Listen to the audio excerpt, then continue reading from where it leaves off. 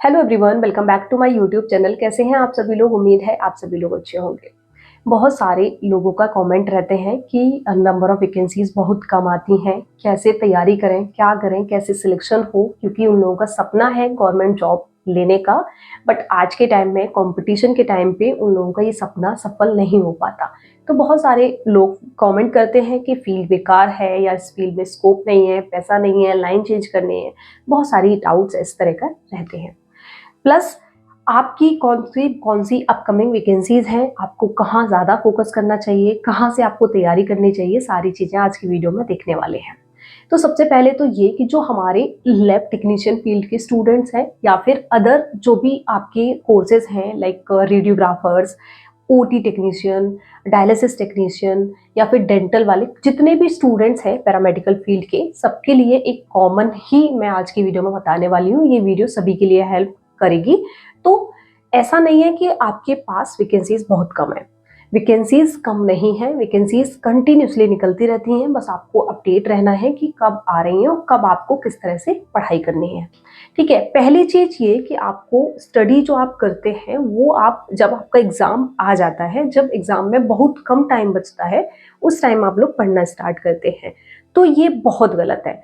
उस टाइम अगर आप पढ़ेंगे तो आपका कभी भी सिलेक्शन नहीं होगा। मेरे अकॉर्डिंग आप अपना टाइम टेबल ऐसा बनाइए जिससे आप कंटिन्यूसली पढ़ाई कर पाए।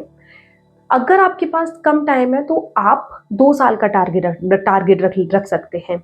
1 साल का नहीं, 2 साल का टारगेट रख सकते हैं। इसमें आपको करना क्या होगा कि डेली आपको पढ़ना है। अब ज़्यादा टाइम नहीं मिल रहा है तो आप 2 घंटे का समय डेली निकालिए। 2 घंटे समय तो एटलीस्ट आप अपने 24 आवर्स में से निकाल सकते हैं, पढ़ाई को दे सकते हैं। अगर आपका एग्ज़ाम बहुत क्लोज आ गया है, जल्दी आपका एग्ज़ाम होने वाला है, तब आपको अच्छे से पढ़ाई करनी होगी। अगर आप जॉब करते हैं तो आपको जॉब छोड़ के पढ़ाई करनी होगी। तो ऐसा तो बिल्कुल भी नहीं है। अगर आप मेहनत करेंगे तो सिलेक्शन डेफिनेटली होगा। ये चीज़ मैंने देखी है। बहुत सारे नेगेटिव कमेंट्स होते हैं कि इस फील्ड में कुछ भी नहीं है, फील्ड चेंज कर दो, बेकार जॉब है। ऐसा नहीं है। अगर आप गवर्नमेंट जॉब ले लेंगे तो डेफिनेटली आपकी लाइफ सिक्योर हो जाएगी और अच्छा अर्न भी करेंगे।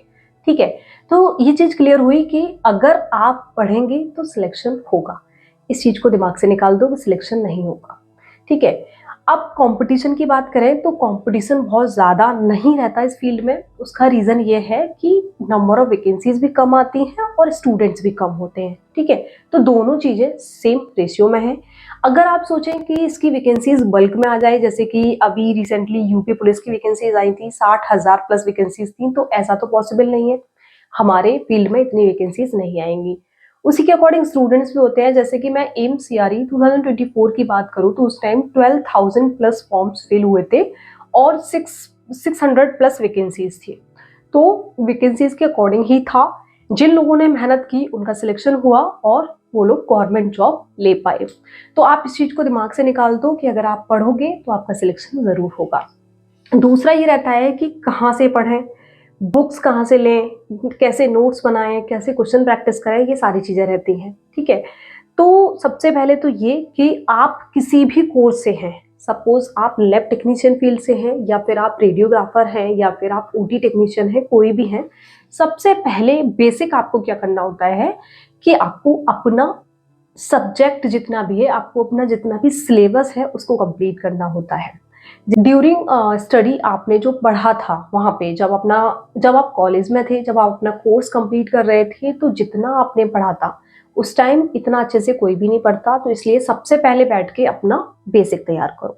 ठीक, बेसिक जब आपका हो जाएगा उसके बाद कंपटीशन की तरह आप ये देखो कि इम्पोर्टेंट क्या है। अब इम्पोर्टेंट कैसे पता चलेगा? इम्पोर्टेंट पता चलेगा पीवाईक्यूज देख के। जो क्वेश्चन पूछे जा रहे हैं पेपर में, जो बार बार रिपीटेड क्वेश्चंस होते हैं, उस टॉपिक्स को हाईलाइट करो और उस टॉपिक्स पे अच्छी कमांड बनाओ।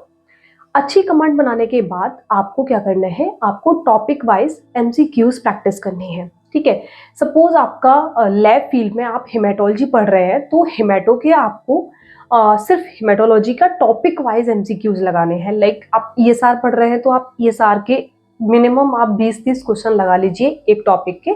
जिससे क्या होगा कि आपने ईएसआर पढ़ा, ईएसआर में किस तरह से कौन से मेथड हैं, कैसे हमने डायग्नोज किया, क्या नॉर्मल रेंज है, वो सारी चीज़ें हम याद करेंगे और याद करने के बाद जब हम उस टॉपिक पर 15 से 20 या 20 से 30 जितने आपको मैक्सिमम नंबर ऑफ क्वेश्चंस मिल जाएं उसके अकॉर्डिंग हम उतनी प्रैक्टिस कर लेंगे तो वो टॉपिक हमारा एकदम क्लियर हो जाएगा। ठीक है, तो टॉपिक वाइज एमसीक्यूज करना जरूरी होता है पहले। ठीक है, क्योंकि आपने जो सिलेबस किया है उस सिलेबस से कैसे क्वेश्चन बन सकता है ये बताते हैं आपको टॉपिक वाइज एमसीक्यूज के थ्रू। ओके, उसके बाद हेमेटोलॉजी आपने एक यूनिट कंप्लीट कर ली, फिर आप एक यूनिट के एमसीक्यूज लगाओ जो मिक्स्ड क्वेश्चंस है। मिक्स्ड क्वेश्चंस की प्रैक्टिस करो, उसके बाद आपकी एक यूनिट कंप्लीट।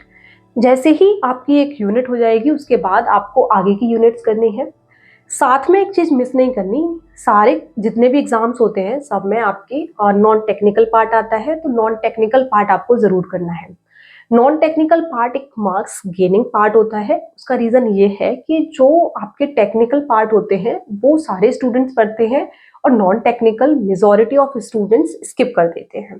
तो ये चीज अगर आप पढ़ेंगे, ठीक है, अगर आप पढ़ेंगे, अगर आपने मैथ्स किया है, अगर आपने रीजनिंग की है, जीके की है, सारी चीजें आपने की हैं, तो डेफिनेटली आप उन स्टूडेंट से ऊपर रहेंगे जो नॉन टेक्निकल को छोड़ के गए थे।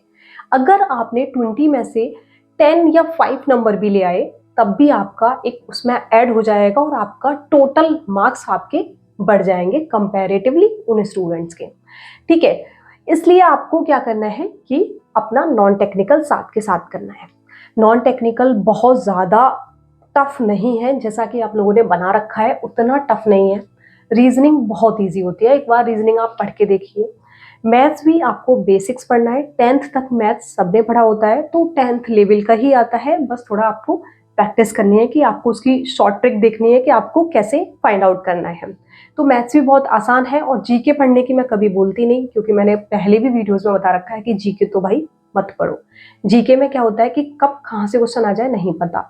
अगर इंग्लिश आ रही है तो इंग्लिश पढ़ो, हिंदी आ रही है हिंदी पढ़ो, और जितने भी नॉन टेक्निकल में जो पार्ट आ रहे हैं इसमें से अगर आप 50% तो बहुत बड़ी बात है, अगर आप 20% भी क्वेश्चंस करके आएंगे तो आपके नंबर उसमें ऐड हो जाएंगे और वो आपकी फाइनल स्कोर आपका बढ़ा देगा। इसलिए नॉन टेक्निकल पढ़ना साथ के साथ बहुत जरूरी है। बात करते हैं वैकेंसीज कहाँ और कितनी निकल रही हैं। अभी रिसेंटली आपने बीएसएफ का नोटिस देखा होगा, बॉर्डर सिक्योरिटी फोर्स में आपकी ईएसआई लैब टेक्नीशियन की वैकेंसीज निकली हैं, काफ़ी अच्छी पोस्ट है। तो आप उसके लिए अभी आपका फॉर्म फिलिंग डेट नहीं आई है शायद, तो आप फॉर्म फिलिंग डेट आ जाए उसमें आप अपना फॉर्म ज़रूर फिल करना। उसमें क्या है कि आपका उसमें पूरा पैटर्न दे रखा है कैसे आपको तैयारी करनी है, क्या करना है, सारी चीज़ें क्या क्या पूछा जाएगा। नॉन टेक्निकल का आई थिंक उसमें 25 क्वेश्चंस हैं एंड 25 आपके एनाटॉमी फिजियोलॉजी पार्ट से हैं और 50 आपके जो अदर यूनिट्स हैं उसमें से है। तो जितना जिस अकॉर्डिंग दे रखा है आप उस तरह से पढ़ाई करना स्टार्ट कर दीजिए। बॉर्डर सिक्योरिटी फोर्स, इसमें क्या है आपको एक यूनिफॉर्म भी मिलेगी और ईएसआई लैब टेक्नीशियन है ना, तो वो अच्छी पोस्ट है काफ़ी। इसके लिए कुछ फॉर्मेलिटीज़ होती हैं जो अदर एग्जाम्स में नहीं होती, लाइक इसमें फिजिकल होता है। फिजिकल आपको running, high jump, long jump, वो सारी चीज़ें करनी होती हैं। हाइट भी मैटर करती है, तो हाइट भी उसमें गिवन है कितनी क्या चाहिए, वो मैं टेलीग्राम पे शेयर कर चुकी थी। तो वो सारी चीज़ें हैं। फिजिकल भी आपको देना है, रिटन टेस्ट भी देना है, दो चीज़ें इसमें देनी होती हैं। तो अगर आप इसमें आपका सिलेक्शन हो जाता है तो बहुत अच्छी बात है। इसमें एक चीज़ और है कि गर्ल्स जाना नहीं चाहती है तो इसमें इतने ज़्यादा फॉर्म नहीं फिल किए जाएंगे। जो लोग जाना चाहते हैं उन लोगों के लिए बहुत अच्छी अपॉर्चुनिटी है, फॉर्म ज़रूर फिल करना। और आगे आने वाली वैकेंसीज भी, हर साल वैकेंसीज बहुत सारी अलग अलग फील्ड में आती हैं, वैकेंसीज कंटिन्यूसली आती रहती हैं, बस आपको अपडेट रहना है। उसके लिए हमने टेलीग्राम चैनल बना रखा है, जो भी वैकेंसीज आती हैं हम आपको अपडेट करते हैं, तो आप टेलीग्राम चैनल जरूर ज्वाइन करना। उसकी लिंक मैंने डिस्क्रिप्शन बॉक्स में दे दी है और व्हाट्सएप ग्रुप भी है मेरा, तो व्हाट्सएप चैनल पे भी मैं अपना जो नोटिफिकेशन होते हैं उनके बारे में शेयर करती हूँ, तो आप ज्वाइन कर लीजिएगा। उसकी लिंक डिस्क्रिप्शन बॉक्स में है।